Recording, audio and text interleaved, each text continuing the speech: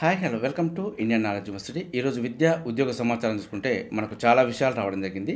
అదేవిధంగా ఈ వీడియో చూస్తున్న వారు లైక్ చేయడం మాత్రం మర్చిపోద్దు. మీరు చేసే లైక్ వల్ల ఎడ్యుకేషన్ మరియు ఎంప్లాయ్మెంట్కి సంబంధించి ప్రతి ఇన్ఫర్మేషన్ అందరికీ చేరే ప్రయత్నం జరుగుతుంది. సో ప్రధానంగా ఈ రోజుకు సంబంధించిన వివరాలు చూసుకుంటే పోటీ పరీక్షల సిలబస్లో మార్పులు, నేడు వీసీలతో సమావేశం కానున్న టీజీపీఎస్ అంటూ వార్త చూసుకోవచ్చు. పోటీ పరీక్షలు సహా గ్రూప్స్ సిలబస్ మారనున్నదా, కొన్ని అంశాలను తొలగించనున్నారా అంటే అవుననే సంకేతాలు వెలువడుతున్నాయంటూ చూసుకోవచ్చు. సిలబస్ సహా ఇతర సంస్కరణలపై టీజీపీఎస్సీ బుధవారం ఉన్నత స్థాయి సమావేశాలు నిర్వహించనున్నదంటూ వార్త చూసుకోవచ్చు. అన్ని యూనివర్సిటీల వీసీలు మరియు ఉన్నత విద్యామండలి అధికారులతో భేటీ కానున్నది. ఈ భేటీలో వర్సిటీలో అమలవుతున్న సిలబస్ మరియు టీజీపీఎస్సీ సిలబస్ అంశాలపై చర్చించనున్నట్టు తెలిసింది. 2015 తర్వాత సిలబస్ మార్పునకు కసరత్తు చేయడం ఇదే తొలిసారంటూ వార్త చూసుకోవచ్చు. సో మనకు పలు అంశాల తొలగింపు అంటూ క్వశ్చన్ మార్క్ అయితే ఇవ్వడం జరిగింది. సో మరి దీంట్లో ఏం మార్పులు చేస్తారు, ఏం మార్పులు చేయరనే విషయాలపైన మరికొద్ది రోజుల్లో స్పష్టత వచ్చే అవకాశం ఉంది. ప్రస్తుతం చూసుకుంటే సిలబస్ మార్పులో భాగంగా కాంగ్రెస్ సర్కార్కు గిట్టని మరియు నచ్చని పలు అంశాలను తొలగించే అవకాశం ఉన్నట్లు తెలుస్తున్నదంటూ వార్త చూసుకోవచ్చు. గత 10 ఏళ్లలో బీఆర్ఎస్ పాలనలో కొన్ని అంశాలను, ఉద్యమంలోని కీలక ఘట్టాలను తొలగించేందుకు ప్రయత్నిస్తున్నట్టు సమాచారం అయితే వచ్చిందంటూ వార్త చూసుకోవచ్చు.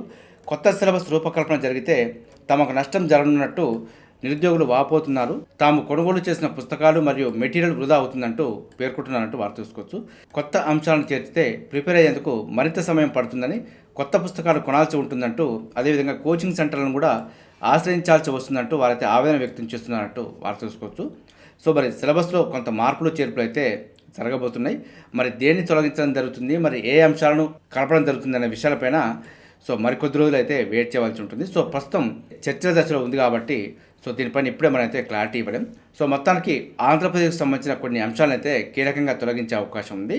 సో మరి తెలంగాణకు సంబంధించిన ఏ అంశాన్ని కూడా తొలగించకపోవచ్చు. కాకపోతే దీనికి సంబంధించి చరిత్ర, సంస్కృతి సంబంధించి కొంత లోతైన వివరాలు కొన్ని ఏమైనా పాయింట్స్ ఉంటే యాడ్ చేసే అవకాశం కూడా ఉంది.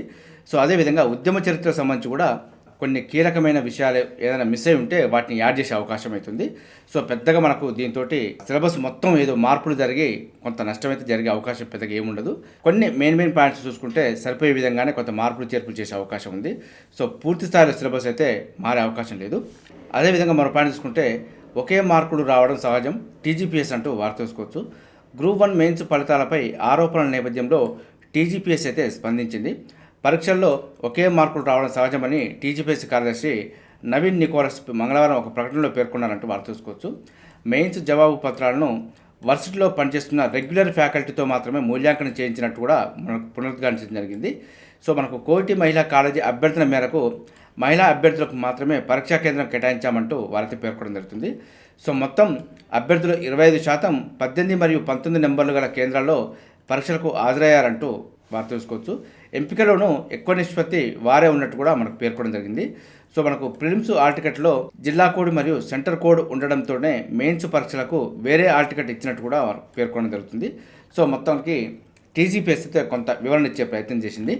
అదేవిధంగా మరో పాయింట్ తీసుకుంటే కూడా మెరిట్ ఆధారంగా అడ్మిషన్లు అంటూ కార్యదర్శి వర్షిని అంటూ వార్త చూసుకోవచ్చు. మనకు గురుకుల విద్యాలయాల్లో 5వ తరగతిలో ప్రవేశాల కోసం నిర్వహించిన ప్రవేశ పరీక్షలో మెరిట్ సాధించిన విద్యార్థులకు కార్డుల ఆధారంగా అడ్మిషన్లు కల్పిస్తామంటూ మనకు పేర్కొనడం జరిగింది.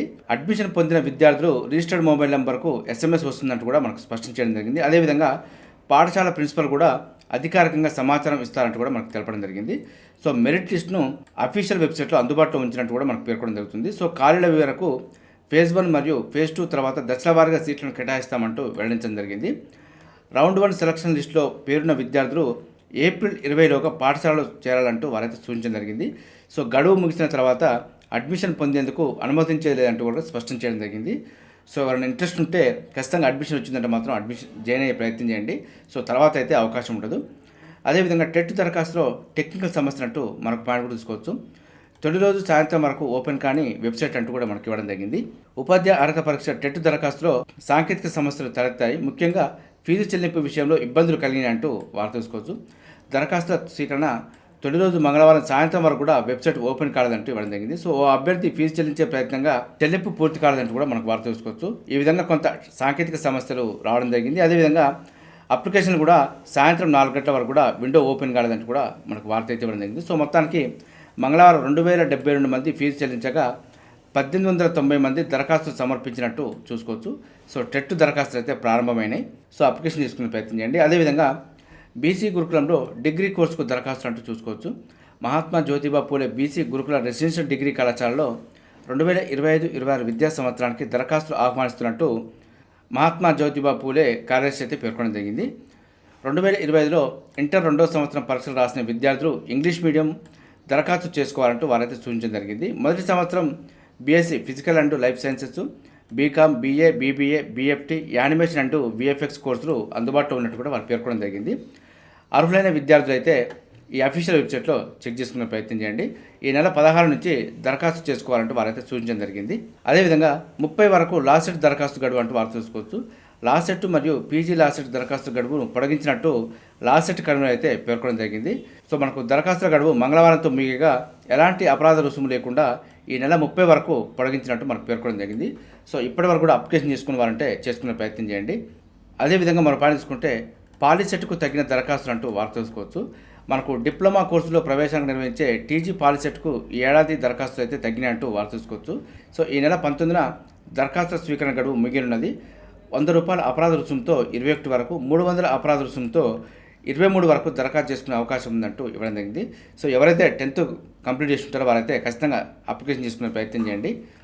అదేవిధంగా మరో పాయింట్ తీసుకుంటే మెమోలపై స్పష్టత వచ్చాకే 10 ఫలితాలంటూ వారు తెలుసుకోవచ్చు. గ్రేడింగ్ విధానం కొనసాగించాలంటున్న ప్రైవేటు పాఠశాలల యాజమాన్యాలు క్లాసులు ముద్రించాలని సర్కారుకు అధికారుల ప్రతిపాదన, ప్రభుత్వ నిర్ణయం కోసం ఎదురుచూపులంటూ వారు తెలుసుకోవచ్చు. రాష్ట్రంలో 10వ తరగతిలో గ్రేడింగ్ విధానాన్ని తొలగించి మార్కులు ఇస్తామని ప్రభుత్వం అయితే జీవో జారీ చేసిన మెమోల ముద్రణ ఎలా ఉండాలనే దానిపై స్పష్టత రాలేదంటూ వారు తెలుసుకోవచ్చు. అది తేలితేనే ఫలితాలు విడుదల చేయాల్సి ఉంటుందంటూ కూడా ఇవ్వడం జరిగింది. సో జవాబు పత్రాల మూల్యాంకనం కూడా మంగళవారంతో ముగిసింది. ఈ నెలాఖరు నాటికి ఫలితాలను వెల్లడించాల్సి ఉందంటూ ఇవ్వడం జరిగింది. సో ఇది మనకు 10 ఫలితాలకు సంబంధించి కొంత అప్డేట్ సమాచారం. అదేవిధంగా మనం పాటించుకుంటే భూ రికార్డులో తప్పుల సవరణకు ఏడాది ఛాన్స్ అంటూ వారు తెలుసుకోవచ్చు. మనకు 2026 ఏప్రిల్ 13 వరకు అప్లికేషన్లకు అవకాశం. భూభారతి రూల్స్ రిలీజ్ చేసిన సర్కార్ అంటూ భూభారతి చట్టం గురించి కొంత వార్త తెలుసుకోవచ్చు. ఇక కోర్టుల చుట్టూ తిరగక్కర్లేదు, అప్పీళ్లకు అవకాశం, త్వరలోనే ట్రిబ్యునల్ ఏర్పాటు, కలెక్టర్లకు, ఆర్డీఓలకు సవరణ అధికారాలు, పేర్లు, విస్తీర్ణం, భూమి రకం తదితర అంశాల్లో తప్పులను సరిదిద్దేందుకు ఛాన్సు, భూ రికార్డులో ఎలాంటి మార్పులు లేవు, ధరణి డేటాతోనే భూభారతి అంటూ సో మొత్తానికి మనకు భూభారతిని అయితే ఏప్రిల్ 14 నుంచి అమలులోకి తీసుకురావడం జరిగింది. సో పూర్తి స్థాయిలో జూన్ 2 నుంచి అమలులోకి తీసుకురాబోతుందంటూ కూడా ఇవ్వడం జరిగింది. సో పైలట్ ప్రాజెక్ట్ కింద సెలెక్ట్ చేసిన మండలాల్లో అయితే ఇంప్లిమెంటేషన్ జరుగుతుంది. సో మనకు పూర్తి స్థాయిలో అందుబాటులోకి వచ్చిన తర్వాత మరికొన్ని వివరాలు కూడా చూసే ప్రయత్నం చేద్దాం. అదేవిధంగా మరో పాయింట్ తీసుకుంటే లా ప్యానల్ చైర్పర్సన్గా జస్టిస్ మహేశ్వర్ అంటూ కరెంట్ అఫైర్ల భాగంగా చూసుకునే ప్రయత్నం చేయండి. సుప్రీంకోర్టు మాజీ న్యాయమూర్తి justice Dinesh Maheshwari law commission చైర్పర్సన్గా నియమితులయ్యారంటూ వారు చూసుకోవచ్చు. హితేష్ జైన్ మరియు ప్రొఫెసర్ డిపి వర్మ పూర్తిస్థాయి సభ్యులుగా ఉంటారంటూ ఇవ్వడం జరిగింది. సో మనకు కేంద్ర న్యాయశాఖ మంగళవారం ఒక ప్రకటనలో ఈ మేరకు తెలిపిందంటూ ఇవ్వడం జరిగింది. ఆయన నియామకానికి ప్రధాని నరేంద్ర మోదీ ఆమోద ముద్ర వేసినట్టు కూడా మనకు ట్విట్టర్లో అయితే పేర్కొన్నట్టు ఇవ్వడం జరిగింది. 23వ లా కమిషన్ గత సెప్టెంబర్లోనే ఏర్పాటైంది. సో దానికి చైర్మన్గా అయితే జస్టిస్ మహేశ్వరి నియమితులయ్యారంటూ వారు చూసుకోవచ్చు. అదేవిధంగా అసిస్టెంట్ లోకో పైలట్ సంబంధించి నోటిఫికేషన్ అయితే రావడం జరిగింది. సో మనకు అసిస్టెంట్ లోకో పైలట్ పోస్టుల భర్తీ కోసం రైల్వే రిక్రూట్మెంట్ బోర్డు అయితే నోటిఫికేషన్ జారీ చేసింది. ఆసక్తి అర్హత గల అభ్యర్థులు ఏప్రిల్ 12వ తేదీ నుంచి మే 11 వరకు ఆన్లైన్లో అప్లికేషన్ చేసుకోవచ్చు అంటే ఇవ్వడం జరిగింది. సో మొత్తం పోస్టులు అయితే 9,970 పోస్టులు ఉన్నాయి. మనకు ఆర్ఆర్బీ రీజియన్ల వారిగా ఖాళీ వివరాలు చూసుకుంటే సికింద్రాబాద్ రీజియన్లో అయితే 1,500 ఖాళీలు ఉన్నాయి. సో ఈ విధంగా మరికొన్ని రీజియన్లకు సంబంధించి కూడా డేటా చూసుకునే ప్రయత్నం చేయండి. సో మనకు ఎగ్జామ్ ప్యాటర్న్ అయితే CBT1, CBT2 అదేవిధంగా సైకోమెట్రీ టెస్ట్ ఉంటుంది. మనకు దీనికి సంబంధించిన సిలబస్ చూసుకుంటే CBT1కి సంబంధించి మ్యాథమెటిక్స్ ఉంటుంది, అదేవిధంగా మెంటల్ ఎబిలిటీ ఉంటుంది, మనకు జనరల్ సైన్స్ ఉంటుంది, జనరల్ అవేర్నెస్ ఉంటుంది. సో దీనికైతే నెగిటివ్ మార్కింగ్ ఉంటుంది, 1/3 నెగిటివ్ మార్కింగ్ ఉంటుంది. సో మనకు ప్రతి ప్రశ్నకు 1 మార్క్ అయితే కేటాయించడం జరుగుతుంది. మన కంప్యూటర్ బేస్డ్ టెస్ట్ 1లో చూసుకుంటే మొత్తం 75 మల్టిపుల్ చాయిస్ క్వశ్చన్స్ ఇవ్వడం జరుగుతుంది. సో 60 నిమిషాల వ్యవధి ఉంటుంది. మ్యాథమెటిక్స్ నుంచి 20 మార్కులు, జనరల్ ఇంటెలిజెన్స్ అండ్ రీజనింగ్ నుంచి 25 మార్కులు, జనరల్ సైన్స్ నుంచి 20 మార్కులు, general awareness and current affairs నుంచి 10 మార్కులు ఈ విధంగా ప్రశ్న అయితే రావడం జరుగుతుంది. సో ఒక్కో ప్రశ్నకు 1 మార్కు ఉంటుంది. ప్రతి తప్పుడు జవాబుకు 1/3 అంటే మనకు 33.33% మార్క్స్ అయితే నెగిటివ్ మార్క్ తీసేయడం జరుగుతుంది. CBT 1లో క్వాలిఫై కావాలంటే అన్రిజర్వ్డ్ మరియు ఈడబ్ల్యూఎస్ అభ్యర్థులు అయితే 40% మార్కులు, ఓబీసీ నాన్ క్రిమినల్ అభ్యర్థులు అయితే 30%, ఎస్సీ అభ్యర్థులు అయితే 30%, ఎస్టీ అభ్యర్థులు అయితే 25% మార్కులు సాధించాల్సి ఉంటుంది. క్వాలిఫై అయిన అభ్యర్థులకు CBT 2కు ఎంపిక చేస్తారంటూ ఇవ్వడం జరిగింది. CBT 2 ఎగ్జామ్ ప్యాటర్న్ చూసుకుంటే ఇది కూడా మనకు కంప్యూటర్ బేస్డ్ టెస్టే. CBT 1 కంప్యూటర్ బేస్డే, CBT 2 కంప్యూటర్ బేస్డ్ టెస్ట్లే. CBT 2లో మాత్రం మొత్తం 2 పేపర్లు ఉంటాయంటూ ఇవ్వడం జరిగింది. పేపర్ 1లో 100 మల్టిపుల్ చాయిస్ క్వశ్చన్స్. ఇందులో మనకు mathematics, general intelligence and reasoning, basic science and engineering నుంచి ప్రశ్నలు రావడం జరుగుతుంది. పేపర్ 2లో 75 మల్టిపుల్ చాయిస్ క్వశ్చన్స్ ఉంటాయి. సంబంధిత ట్రేడ్ నుంచి ప్రశ్నలు ఇస్తారంటూ చూసుకోవచ్చు. పేపర్ 1 ఎగ్జామ్ అనేది 90 నిమిషాలు, పేపర్ 2 ఎగ్జామ్ అనేది 60 నిమిషాల సమయం ఇవ్వడం జరుగుతుంది. మొత్తం 175 ప్రశ్నలకు 150 నిమిషాల్లో సమాధానాలు గుర్తించాల్సి ఉంటుంది. ప్రతి తప్పుడు జవాబుకు 1/3 అంటే 33% కోత విధించడం జరుగుతుంది. అదేవిధంగా ఫైనల్గా CBIT సైకో టెస్ట్ అయితే కండక్ట్ చేయడం జరుగుతుంది. Memory test, following direction test, depth perception test, test of power of observation, personal speed test ఆధారంగా ఎంపిక చేయడం జరుగుతుందంటూ మనకు సైకో టెస్ట్కి సంబంధించి కొన్ని వివరాలు ఇవ్వడం జరిగింది. సో ఇది మనకు అసిస్టెంట్ లోకో పైలట్ సంబంధించి అప్డేట్ సమాచారం. మొత్తం 9,970 పోస్టులకు సంబంధించి నోటిఫికేషన్ వచ్చింది. సో అప్లై చేసుకున్న వారు ఉంటే అప్లికేషన్ చేసుకునే ప్రయత్నం చేయండి. దీనికి సంబంధించిన మరింత డేటా కూడా మన ఛానల్ అందుబాటులో ఉంటుంది, ఒకసారి చూసుకునే ప్రయత్నం చేయండి. అదేవిధంగా NMDCలో కూడా అప్రెంటిస్ల ఖాళీలకు సంబంధించి నోటిఫికేషన్ రావడం జరిగింది. సో మనకు వివిధ విభాగాల్లో అప్రెంటిస్ ఖాళీల భర్తీకి national mineral development corporation limited అయితే బయట జిల్లా iron ore mine Bacheli complex application కోరుతుందంటూ చూసుకోవచ్చు. మే నెలలో నిర్వహించే వాకిన్ ఇంటర్వ్యూల ఆధారంగా ఎంపిక చేయడం జరుగుతుంది. సో మొత్తం ఖాళీలు అయితే 179 ఉన్నాయి.